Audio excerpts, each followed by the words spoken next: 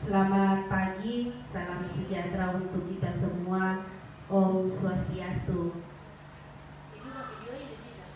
Puji syukur kita panjatkan kehadirat Allah Subhanahu wa Ta'ala yang telah memberikan kita kesehatan serta kesempatan sehingga kita masih bisa bertemu di tempat ini dalam suatu kegiatan diseminasi dalam penerapan pemahaman tentang budaya positif di lingkungan sekolah. Ini merupakan salah satu tugas kami pada pendidikan guru penggerak, di mana kami sebagai calon guru penggerak angkatan 10, kami di SMP Negeri 1 Ampi Babo ini ada 2 orang. Jadi Bapak Ibu guru hebat SMP Negeri 1 Ampi Babo, kami berdiri di sini nantinya menyebarkan pemahaman, bukan berarti kami sudah tahu segalanya. Tidak, ada nanti beberapa hal mungkin menjadi pelajaran baru yang kami sudah terima pada pendidikan guru penggerak, maka kita berbagi lewat kesempatan ini dan tetap kami memohon umpan balik dari Bapak Ibu nantinya. Baiklah Bapak Ibu, pada pertemuan kali ini kami 2 orang akan membagi beberapa materi kegiatan. Jadi konsep inti dari budaya positif ini ada 6 bagian. Yang pertama tentang disiplin positif sendiri, kemudian yang kedua nilai-nilai kebajikan, dan yang ketiga terkait hukuman, penghargaan, dan restitusi. Dalam hal ini akan disampaikan oleh Ibu Elvayanti. Kepadanya saya persilahkan.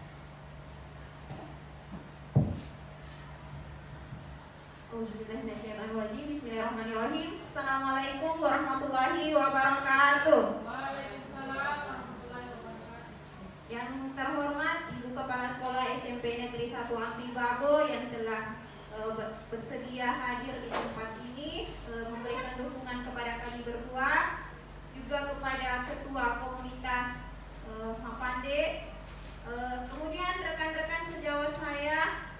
Sebelumnya saya ucapkan terima kasih telah meluangkan waktu untuk hadir di tempat ini. Di sini seperti disampaikan tadi, di sini kami hanya ingin berbagi dan berdiskusi seputar materi yang telah kami pelajari. Jadi ada 6 materi. Jadi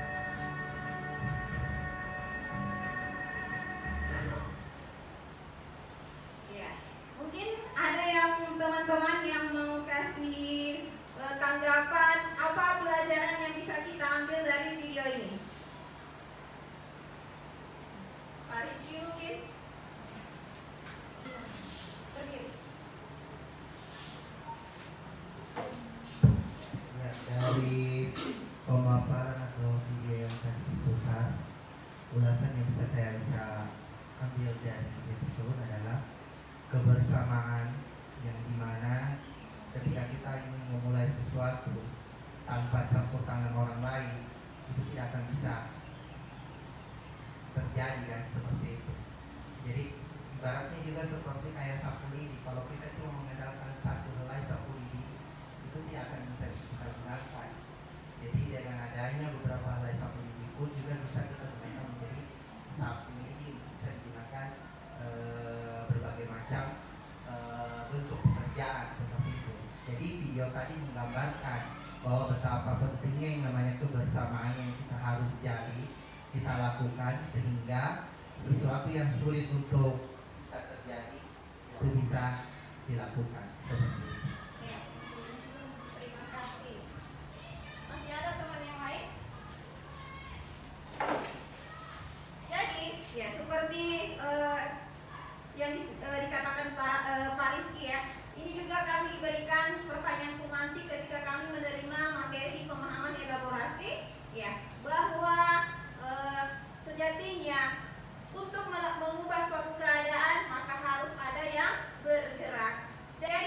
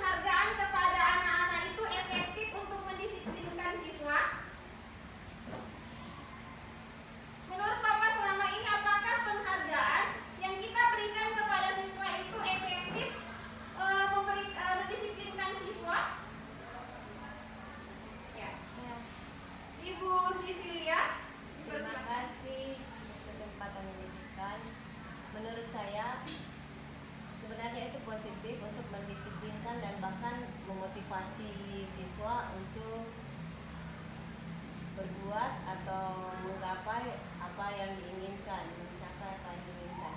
Tapi biasanya hal itu ada negatifnya, bahwa itu hanya untuk membanggakan diri sendiri dan membuat teman lain itu kayak kecil atau rasa minder atau rasa bagaimana karena tidak mampu untuk menggapai seperti yang diharapkan untuk mendapatkan hadiah itu.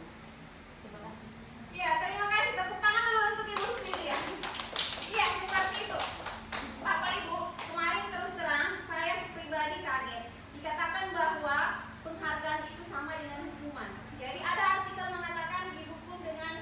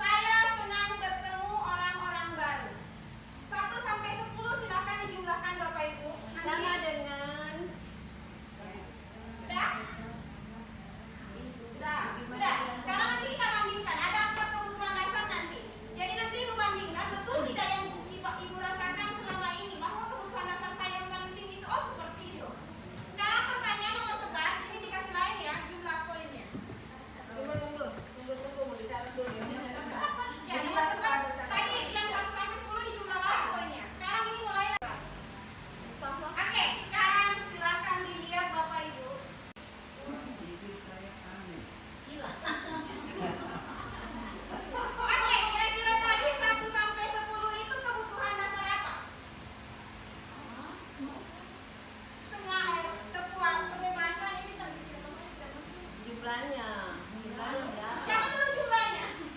Bukan, kalau ditulis di situ jumlah berapa, dapat berapa, Iya, apa? apa kesimpulan? Nah, Iya. terakhir sekali.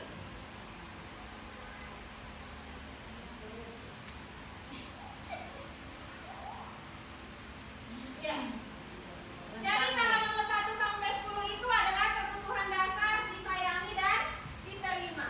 11 sampai 20 itu penguasaan. Jadi kita butuh pengakuan dan kemampuan.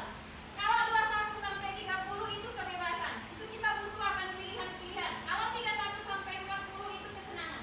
Kebutuhan untuk merasa senang. Kira-kira Bapak Ibu yang mana yang paling tinggi? Kesenangan. Oke, saya kasih dulu nih Ibu Riani, apa yang paling tinggi? Kesenangan. Yang pertama apa? Krisna? Pertama apa? Ketiga itu kebebasan. Kebebasan ya, kebebasan berarti. Pertama Saya apa? siapa lagi? Pak Rizky? Pak ini apa? Kebebasan. Pak Rizky? Pak Rizky kebebasan. Ibu Narti? Kebebasan, kesenangan, kesenangan, kesenangan. Oh berarti sama. Ibu Darlina? Yang terakhir apa itu? Yang terakhir itu kesenangan. Yang keempat? Yang keempat. Ibu Sisilia? Yang rendah hanya 3. Tidak, yang paling tinggi apa? Sama, itu hampir sama 1, 2, 4. 1, 2, 4 sama. Berarti kalau Ibu Cecilia itu disayang, penguasaan, dan kesenangan. Coba bandingkan dengan Bapak Ibu, aktivitasnya Bapak Ibu selama ini dengan yang Ibu rasakan, benar tidak? Saya sudah jalan-jalan.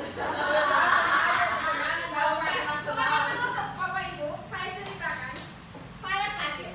Ketika saya mengisi ini di eksplorasi konsep, ternyata kebutuhan dasar saya yang paling tinggi itu adalah penguasaan. Jadi ternyata saya itu butuh pengakuan dan kemampuan. Itu yang bisa saya sampaikan hari ini. Bapak Ibu, sekiranya ada yang kurang berkenan, saya mohon maaf. Ya, kalau ada yang baiknya kita simpan sama-sama dan akan dilanjutkan oleh teman saya ada Ibu Nuraini. Assalamualaikum warahmatullahi wabarakatuh.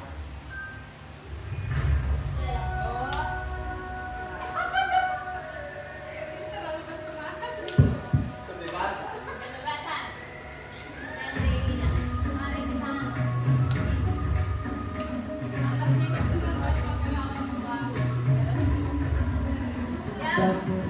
Buka matamu saatnya meraih mimpimu. Arahkan pandangan ke depan, langkah menuju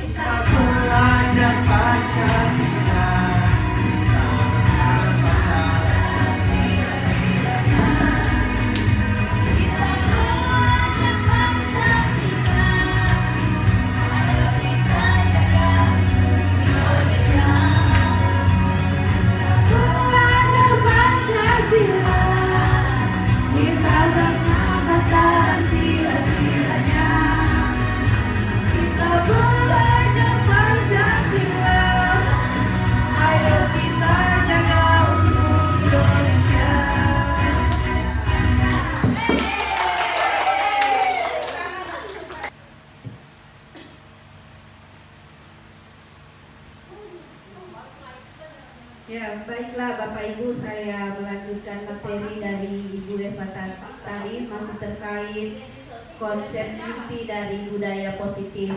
Jadi yang selanjutnya yakni tentang 5 posisi kontrolnya guru, kemudian tentang keyakinan kelas, dan segitiga restitusi. Jadi tadi kita sudah dengar bersama, sudah disentil sedikit tentang keyakinan kelas dan apa itu restitusi. Yang pertama adalah 5 posisi kontrol guru. Berarti dalam hal ini ada 5 posisi yang sudah kita lakukan sebenarnya Bapak Ibu. Tanpa kita sadari berarti kita ada di antara dari 5 posisi itu. Posisi yang pertama adalah penghukum. Posisi yang kedua adalah pembuat rasa bersalah. Posisi yang ketiga adalah sebagai teman. Dan yang keempat adalah pemantau. Dan yang terakhir adalah posisi sebagai manajer. Sekarang saya mau kembalikan atau bertanya kepada Bapak Ibu. Kira-kira dari 5 posisi ini Bapak Ibu terkadang ada di posisi yang mana? Semua.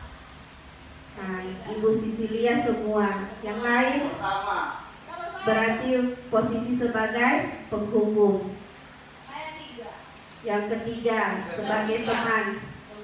Ya, sebagai teman. Jadi Bapak Ibu, terkadang ada sebuah kasus yang dilakukan siswanya kita terkadang ada di posisi merasa lebih bagus kalau kita menjadi temannya. Kita merasa terbaik bahwa kita lebih baik berkata-kata halus supaya sedikit tersentil perasaannya, supaya ada rasa ibanya. Ternyata hal demikian itu tidak terlalu bagus untuk kita laksanakan di dalam pembelajaran kita dalam menerapkan budaya positif. Nah, sekarang saat kita menemukan kasus ada seorang siswa tidak memakai atribut lengkap saat upacara bendera.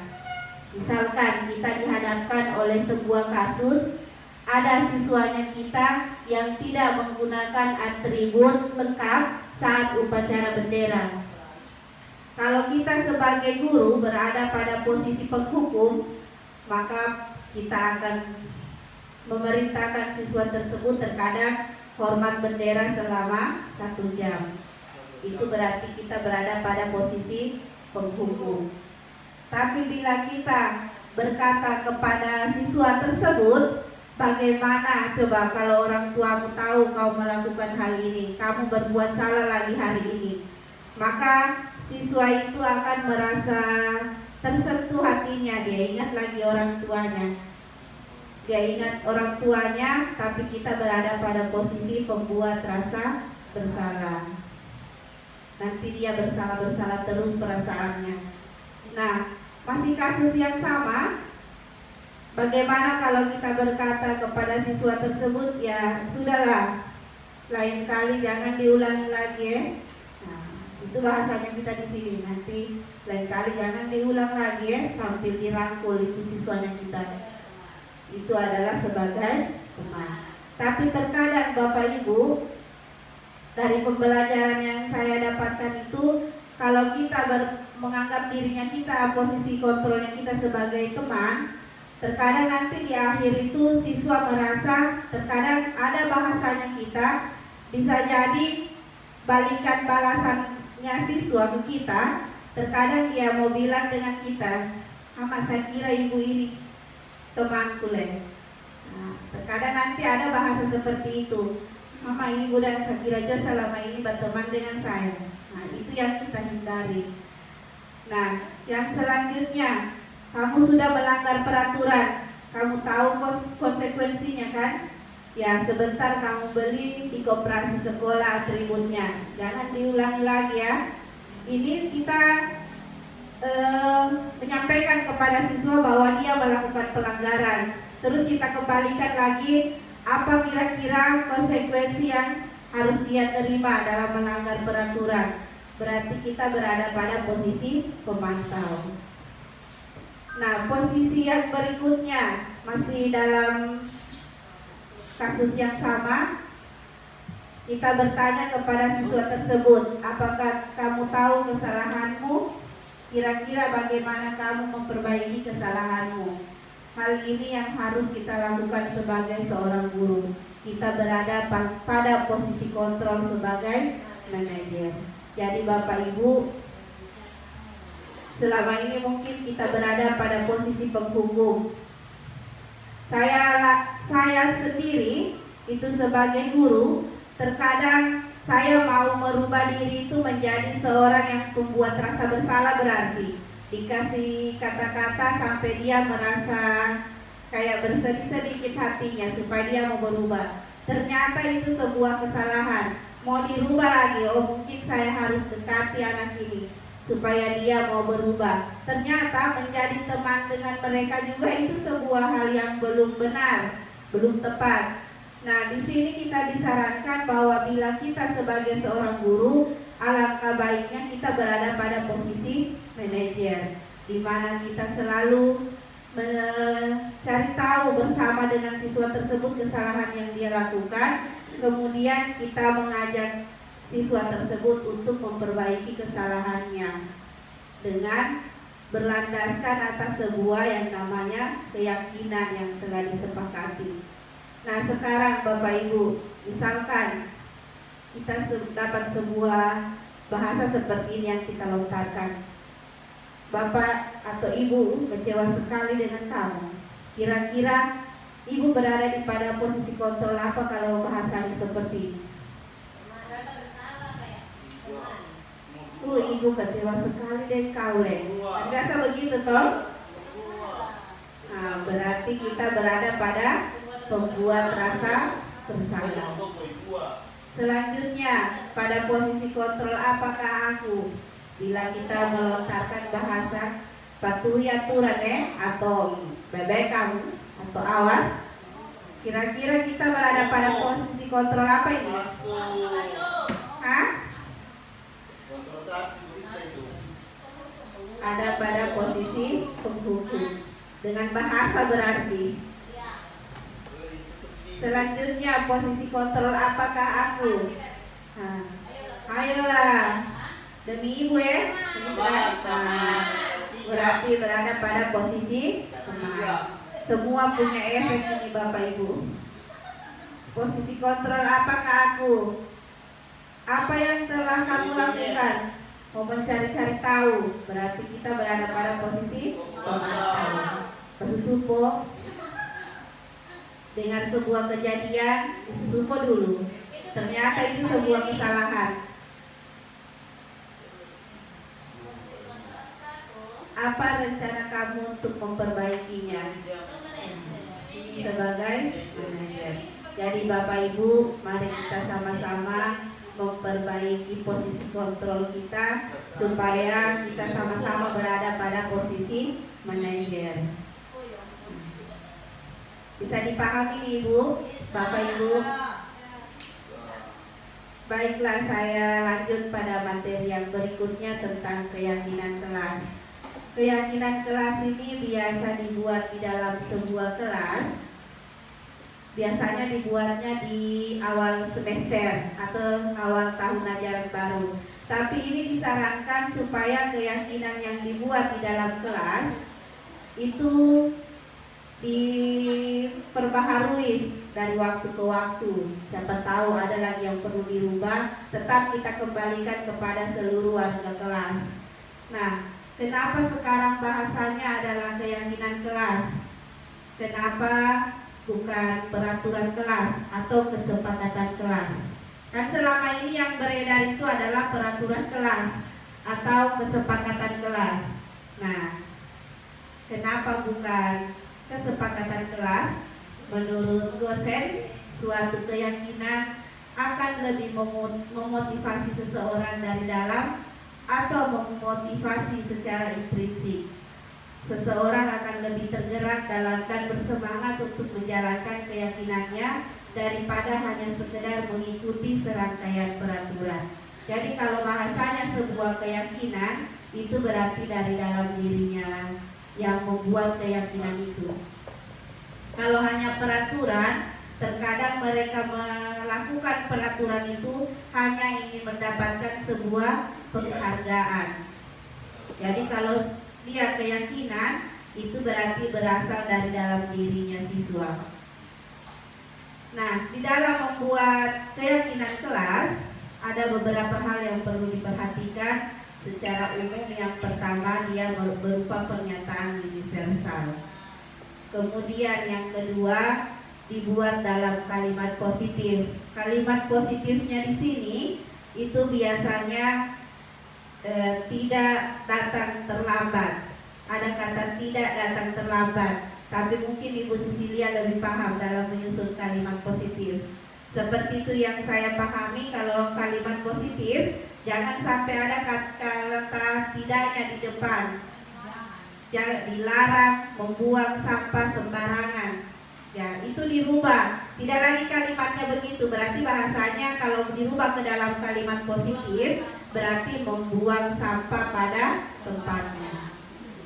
Tidak datang terlambat. Berarti kalau kita rubah ke dalam kalimat positif, datang tepat waktu. Oke, paham Bapak Ibu? Paham Ibu. Ya, Bapak Ibu guru hebat SMP 1 Luar Abdullah. biasa Butaru. Ibu extra jos. Diusahakan itu keyakinan kelas kita buat, jangan juga terlalu banyak sampai full sekarton. Sedikit-sedikit saja supaya mudah diingat. Kemudian yang keempat, diupayakan bahwa di dalam membuat keyakinan kelas itu siswa di dalam kelasnya semua terlibat. Karena kenapa? Kalau ada yang tidak ada pada saat kita membuat keyakinan, nanti pada saat dia melanggar, itu bingung dia, apa lagi keyakinan kita pernah saya bikin apa-apa. Seperti itu yang dihindari. Maka pada saat pembentukan keyakinan kelas, itu semua warga kelas dilibatkan dalam membuat keyakinan kelas.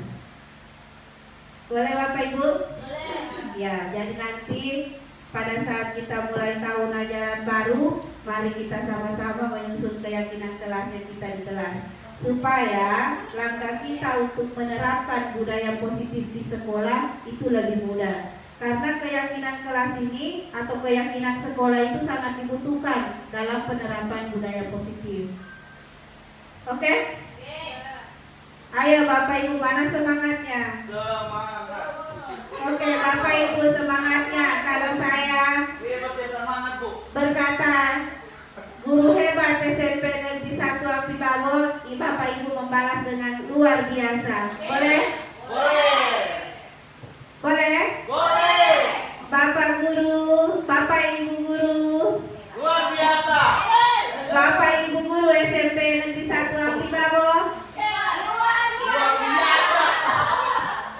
semangat. Semangat Bapak Ibu. Wah, kue suami Bu, kue suami. Bapak Ibu hebat SMP Negeri 1 Api Babo. Luar biasa. Jadi jangan sampai kendor semangatnya. Jangan Pak, 10 tahun bertobat 10 tahun. Ini video bukan dibilang ini yang terbaik, tidak. Ini saya coba kemarin sebagai tugas dalam pendidikan guru penggerak, pembuatan keyakinan di kelas. Itu saya sudah mencoba kemarin membuat beserta dengan siswa saya di kelas 8 Ki Hajar. Kenapa Bu tidak ketika ini Bu? Assalamualaikum warahmatullahi wabarakatuh.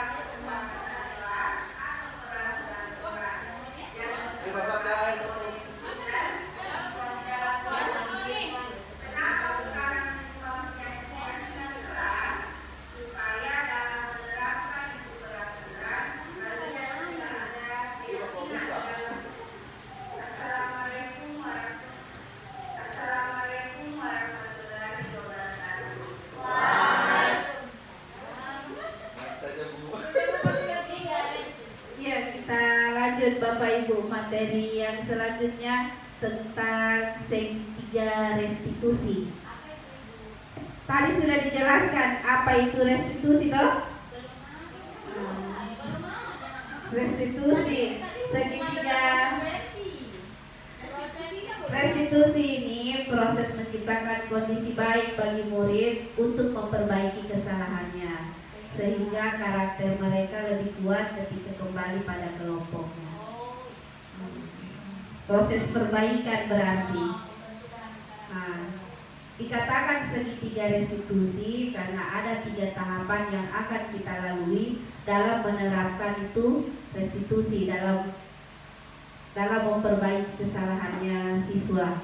Yang pertama yang harus kita lakukan adalah menstabilkan identitas. Kemudian yang kedua, validasi tindakan yang salah, dan yang ketiga, menanyakan keyakinan. Menstabilkan identitas ini bertujuan untuk mengubah orang yang gagal karena berbuat kesalahan menjadi orang yang sukses. Jadi kalau kita sedang memproses siswa mau memperbaiki kesalahannya, pada tahap menstabilkan identitas ini bisa saja kita memberikan bahasa kepada siswa, ya berbuat salah itu wajar. Tidak ada manusia yang sempurna. Kita seling bahasa seperti ini. Bapak atau ibu juga pernah melakukan kesalahan. Bapak atau ibu tidak mencari siapa yang salah di sini, melainkan kita akan sama-sama mencari solusi dari permasalahan. Jadi pada saat siswa ditanya, kau bikin kesalahan, kalau dia akui dia pernah membuat kesalahan, kita bisa melontarkan kalimat, ya kamu berhak merasa begitu. Ini berarti kita ada pada tahap menstabilkan identitas. Setelah tahap ini selesai, kita masuk ke tahap yang berikutnya, yaitu adalah memvalidasi tindakan yang salah. Validasi tindakan yang salah ini membantu siswa merasa didengar dan diperhatikan. Jadi pada saat siswa mengakui kesalahannya, ya ibu saya tadi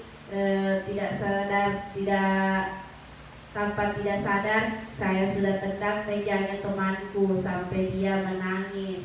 Kalau saat itu terjadi, kita tidak boleh, kau juga kenapa kau banting-banting lagi meja, karena kau tendang. Jangan seperti itu.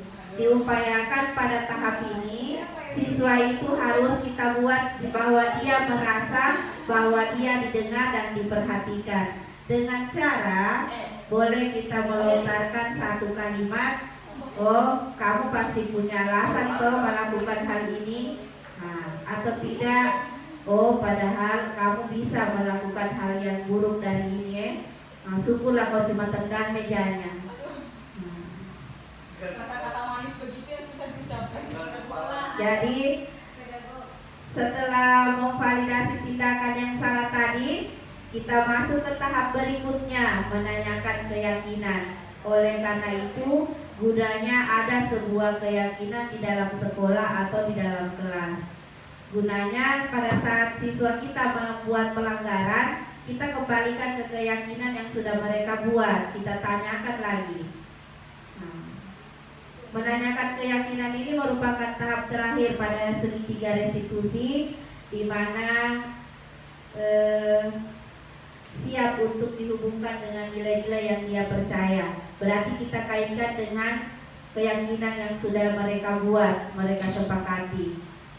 Dengan cara kita bisa memberikan kalimat apa yang kita percaya sebagai kelas atau keluarga, atau yang di dalam kelas atau dalam keluarga. Kemudian apa nilai-nilai umum yang kita telah sepakati, apa bayangan kita tentang kelas yang ideal.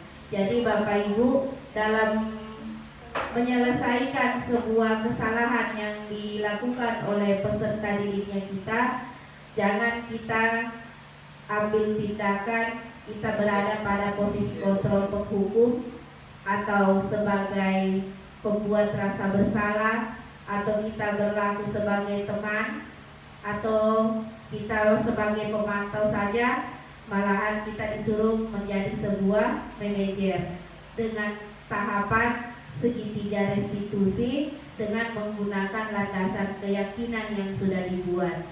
Jadi itu sangat berkaitan. Posisi kontrol sebagai manajer, kita selesaikan permasalahan atau kesalahan yang dibuat siswanya kita dengan menggunakan penerapan segitiga restitusi dengan 3 langkah tadi, dengan selalu berlandaskan pada keyakinan atau kesepakatan yang sudah mereka buat di kelas. Jadi saling berkaitan. Ini contoh penerapan segitiga restitusi yang sudah saya buat kemarin. Jadi bukan dibilang ini yang terbaik, ini salah satu cara. Jadi jangan dilihat siapa yang berbicara, dilihat dari kasus yang dia buat dengan proses segitiga restitusinya. Bagus putra, bukan tulis putra. Kalau putra itu biasa.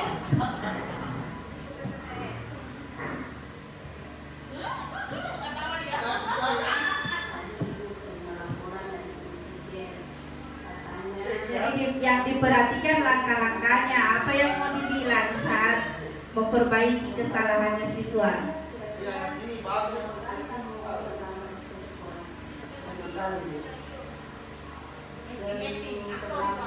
Bagus yang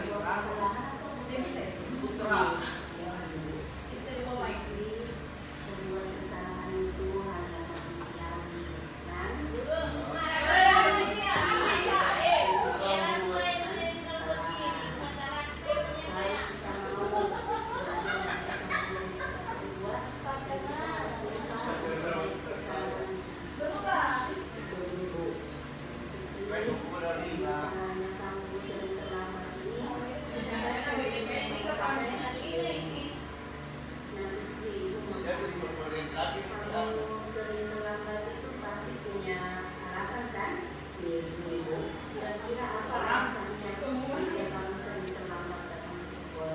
Saya sering begadang dulu sambil bermain HP. Kamu tahu tidak keyakinan telah Oh, Nah, kalau dari bola itu kira-kira sesuai dengan keyakinan telah atau tidak? Menurut kamu keyakinan telah yang mana yang kamu melanggar? disiplin Bu. Bagus sekali. Menurut kamu disiplin itu penting atau tidak? Penting Bu, kalau membuat saya ke sekolah tepat waktu dan menghargai waktu. Betul ya, betul.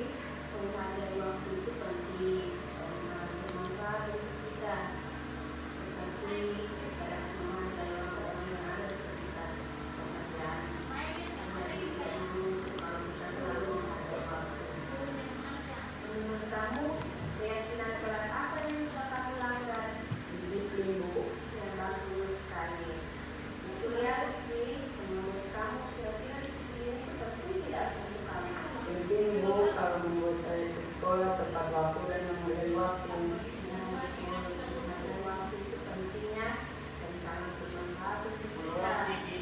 Kalau menghargai waktu tidak dapat menghargai waktu kita, pekerjaan kita juga tidak mungkin kalau kita menghargai waktu. Dan kita juga dapat melatih kepedulian. Ibu, saya sering terlambat. Saya minta maaf karena sering terlambat. Dia Fitri, kita yang sangat baik. Maaf. Menurut kamu, yang kamu lakukan agar tidak datang terlambat ke sekolah apa kira-kira? Saya akan lebih cepat dan tidak begadang lagi Bu, agar datang ke sekolah tidak terlambat lagi. Kamu sudah mendapatkan solusinya ya dari kesalahan yang kamu perbuat. Jadi, Jadi anak berbahasa Jepang ini.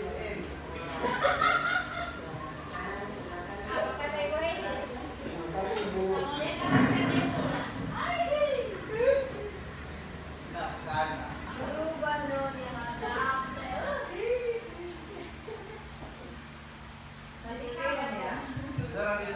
Jadi Bapak Ibu itu tadi sebuah contoh.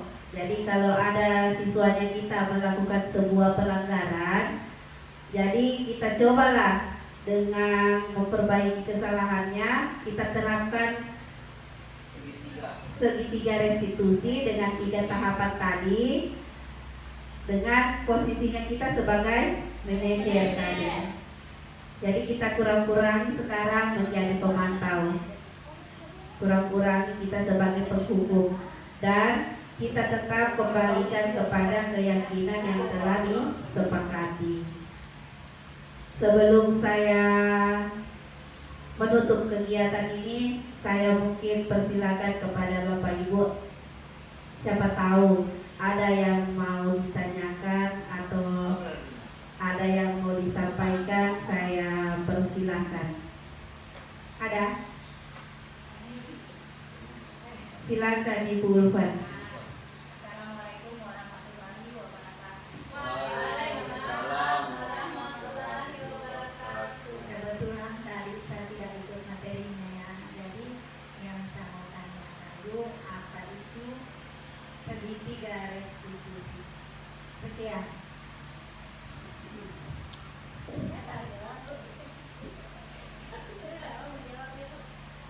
Ya, siapa tahu ada yang menjawab dan sudah ikut materi mungkin bisa mengulang kembali. Saya bertanya saja. Segitiga restitusi itu tadi nih. Tanya Pak Heri. Saya bertanya. Masih dan berapa ini? Proses menciptakan. Ya, Ibu Ulfan tadi pemateri awal Ibu Elvayanti sudah menyampaikan apa itu restitusi. Jadi kita bisa ambil kesimpulan bahwa restitusi ini adalah proses menciptakan kondisi bagi murid untuk memperbaiki kesalahannya sehingga karakter mereka lebih kuat ketika kembali pada kelompoknya. Jadi kalau siswanya kita melakukan sebuah kesalahan, itu kita mau memperbaiki kesalahannya itu dengan cara supaya mereka nanti pada saat kembali dari menghadapnya dengan kita, itu dia bergabung dengan temannya, tidak ada lagi dia merasa bersalah sekali di atas tindakannya, supaya dia kembali ke kelompoknya atau bergabung kembali dengan teman-temannya itu tanpa ada beban sebuah kesalahan yang dia perbuat. Nah, segitiga restitusi ini diterapkan untuk memperbaiki kesalahannya siswa dengan 3 langkah. Langkah yang pertama adalah menstabilkan identitas, yang kedua adalah dengan cara memvalidasi tindakan, dan yang ketiga dengan cara menanyakan keyakinan. Boleh Ibu Pak? Ya, selanjutnya Pak Heri.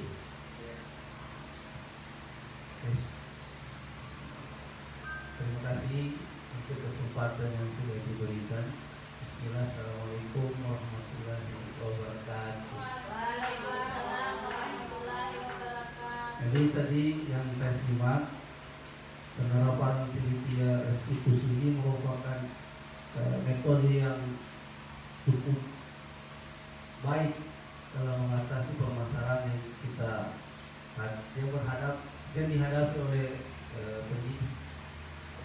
Saya sekarang itu mungkin nanti rapat kenaikan kelas, mungkin saya yang akan diserang habis-habisan karena anak perwalian saya itu semuanya bermasalah.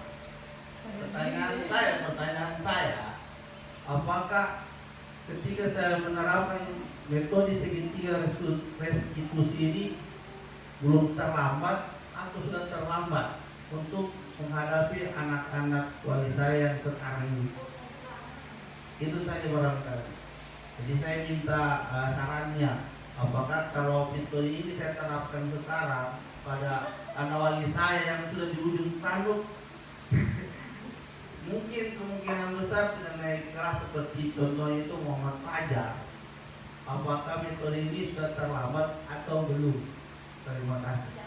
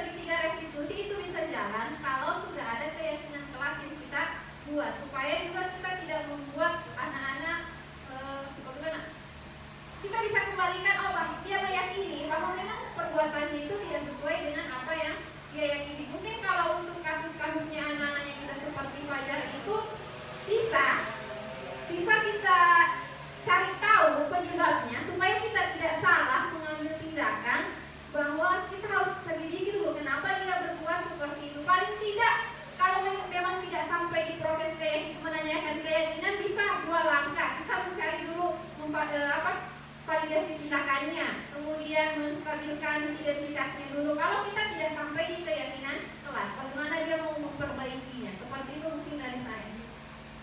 Saya sama sih gitu ya.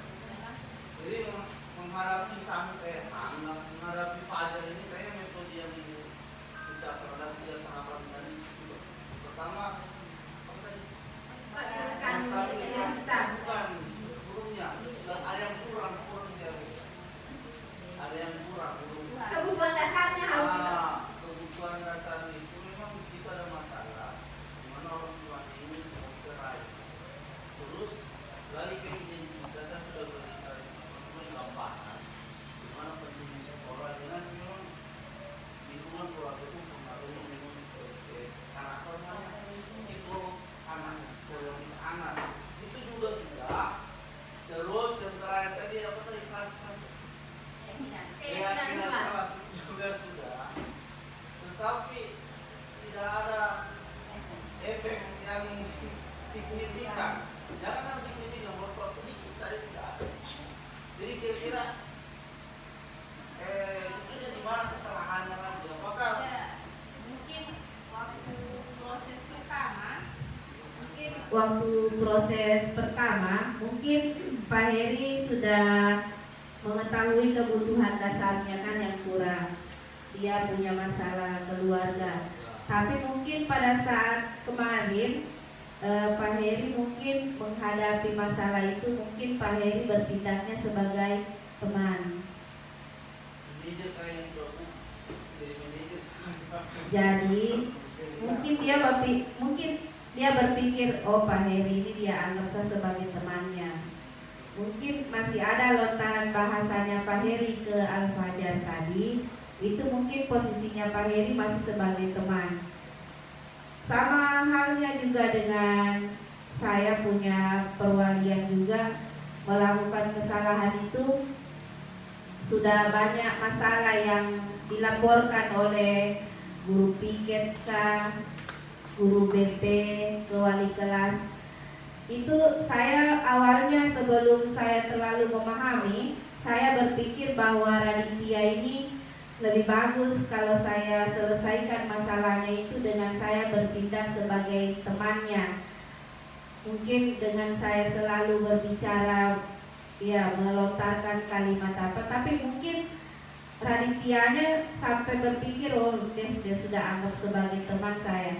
Cuma yang saya khawatirkan seperti yang saya jelaskan tadi, kalau kita selalu beranggapan sebagai teman, pada posisi kontrol sebagai teman, nanti ada bahasa terakhirnya siswa, saya pikir juga dan ibu ini berteman dengan saya. Itu yang dihindari. Makanya kita tidak boleh berada pada posisi kontrol sebagai teman. Jadi berarti manajernya belum full itu Pak Heri, lebih semangat lagi. Kalau mau dibilang terlambat, tidak ada kata terlambat dalam sebuah perbaikan. Baik itu siswa maupun kita sebagai guru, tidak ada yang namanya terlambat. Yang penting kita tetap semangat mau berusaha memperbaiki. Jadi dites lagi, dicoba. Mungkin kalau ada anggapan bahwa kemungkinan besar dia tinggal kelas, cobalah Pak Heri menerapkan materi yang sudah Pak Heri terima pada hari ini. Mulailah dari langkah awal. Kalau toh memang sudah divonis tidak naik kelas, mungkin Pak Heri bisa menjelaskan efek dan bagaimananya, boleh dijelaskan dengan Al-Fajar. Siapa tahu dengan perubahan cara perbaikannya, tahun depan Al-Fajar di kelas 8 sudah bisa berubah. Itu yang kita harapkan. Ada? Silakan. Terima kasih atas kesempatan yang diberikan kepada saya. Terima kasih atas kesempatan yang diberikan kepada saya. Menurut saya segitiga restitusi ini baik, bahkan sangat baik dengan kita mengenali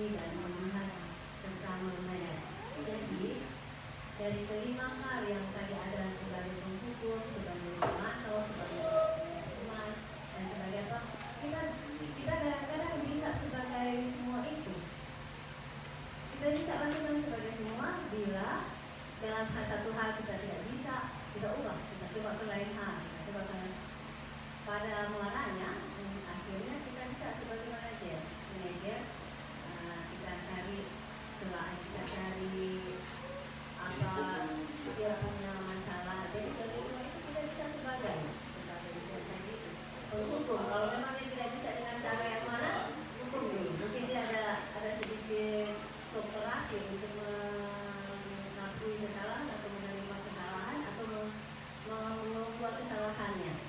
Kita juga sebagai guru seperti itu. Pasti ada yang pemantau, pasti ada yang sebagai penghukum. Kalau kita tidak melakukan apa, itu berubah-ubah, juga marah. Jadi kita, kalau menurut saya, dari guru itu kita bisa sebagai semuanya.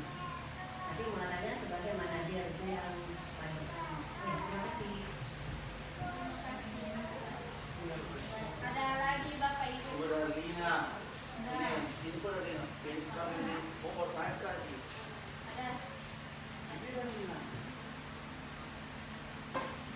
Ya, Bapak Ibu, memang kalau kayak kasus tadi seperti yang Fajar, memang disampaikan di awal bahwa budaya positif itu, disiplin positif itu bisa tegak kalau kita semua bekerja sama. Bukan hanya kita dari guru, kita juga harus bekerja sama dengan orang tua dan semua pemangku kepentingan yang menaungi pendidikan. Karena kalaupun kita di sekolah sudah begitu, maksudnya begitu antusiasnya mau menerapkan budaya positif, ketika kita tidak didukung oleh pemangku kepentingan termasuk orang tua siswa, itu tidak bisa berjalan secara optimal. Seperti itu. Jadi kita berusaha juga bagaimana menjalin komunikasi yang baik dengan orang tua siswa. Itu sebenarnya poin intinya yang kita hadapi sekarang ini.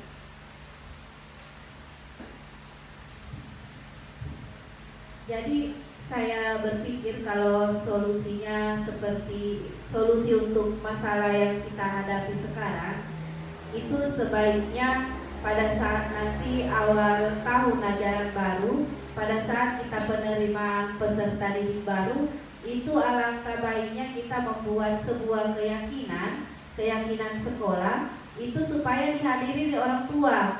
Akhirnya keyakinan yang tadi kita sepakati dengan orang tua, guru di sekolah, datang juga sudah peserta didik barunya, mungkin itu bisa menjadi awal yang baik buat kita berubah ke depannya. Jadi kebetulan Ibu Kepala Sekolah tadi ada kegiatan di luar, jadi marilah Bapak Ibu sama-sama kita membuat sebuah perubahan untuk pendidikan ke depannya lebih maju lagi. Jadi kalau kita tidak sama-sama, tidak bersatu memperbaiki, itu tidak akan jalan untuk pekerjaan. Jadi saya berpikir kita satu sekolah seperti ini punya visi yang sama, berarti punya harapan yang sama. Jadi mari sama-sama kita bekerja sama dalam memperbaiki hal-hal yang kita rasa belum optimal yang kita laksanakan di sekolah. Jadi Bapak Ibu masih ada yang mau ditanyakan atau bagaimana? Sebagai penutup, Bapak Ibu, kegiatan diseminasi kita hari ini tujuannya diharapkan ya, semoga dengan kita melakukan diseminasi kami berdua ini diharapkan nanti di kelas-kelas itu, di sini kan semuanya rata-rata wali kelas. Diharapkan di awal semester baru nanti semua di kelas-kelas itu keyakinan kelas sudah ada. Kemudian di awal semester juga kita diharapkan semua melakukan diagnostik awal seperti tadi. Kita bagikan kuesioner kepada anak-anak itu untuk mengetahui minatnya mereka, kemudian itu tadi 5 kebutuhan dasarnya. Jadi supaya kita ke depannya dalam menegakkan segitiga restitusi kita punya dasar bahwa oh memang anak ini kebutuhan dasar yang harus kita penuhi, oh si pelajar ini memang yang ini yang mereka butuhkan.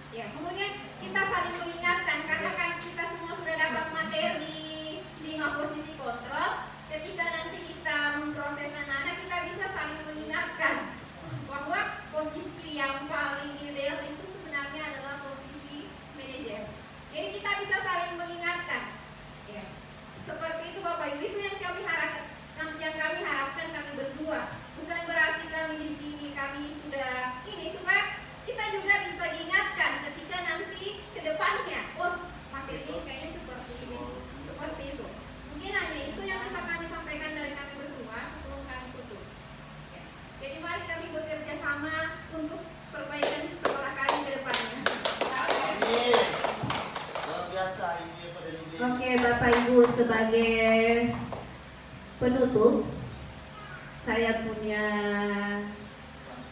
titipan. Saya juga dititipi sebenarnya. Amplop ada tuh amplop. Sebagai penutup. Pak Heri kenal orangnya?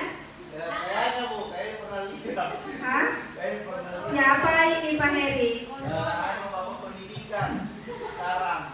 Bapak pendidikan Menteri sekarang. Pendidikan, Kebudayaan, Riset dan Teknologi Republik Indonesia. Bapak Menteri. Ini pesannya buat kita. Mari kita sama-sama Bapak Ibu mengingat pesan beliau bahwa anak-anak itu berhak mendapatkan lingkungan belajar yang aman dan nyaman serta bebas dari kekerasan. Kami guru-guru mendapatkan uang bayar tidak aman. Jadi ini titipan Bapak Ibu, karena saya dititipi juga. Jadi mari kita sama-sama mengingat selalu pesan dari Bapak Menteri Pendidikan kita bahwa anak-anak itu berhak mendapatkan lingkungan belajar yang aman dan nyaman serta bebas dari kekerasan. Jadi Bapak Ibu, untuk hari ini sekian dari kami. Terima kasih banyak atas waktunya dan saya akhiri. Assalamualaikum warahmatullahi wabarakatuh. Selamat siang, salam sejahtera untuk kita semua. Om Santi Santi Santi Om.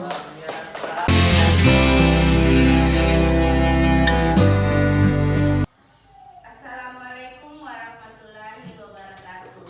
Waalaikumsalam warahmatullahi wabarakatuh. Selamat pagi. Pagi. Om Swastiastu. Bagaimana kabarnya hari ini? Baik. Sebelum kita memulai kegiatan hari ini, kita tepuk semangat. Sudah tahu tepuk semangat?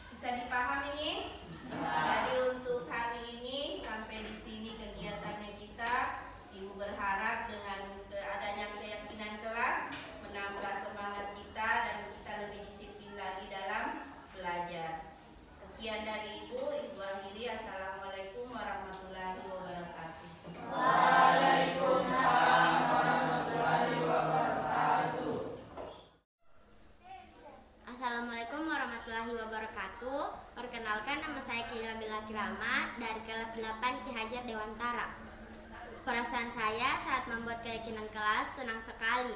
Menurut saya, pembuatan keyakinan kelas sangat penting karena dapat menumbuhkan rasa tanggung jawab, dapat membuat kita lebih disiplin, lebih menghargai orang lain, dan agar kita menjadi lebih baik lagi. Sekian dari saya. Wassalamualaikum warahmatullahi wabarakatuh.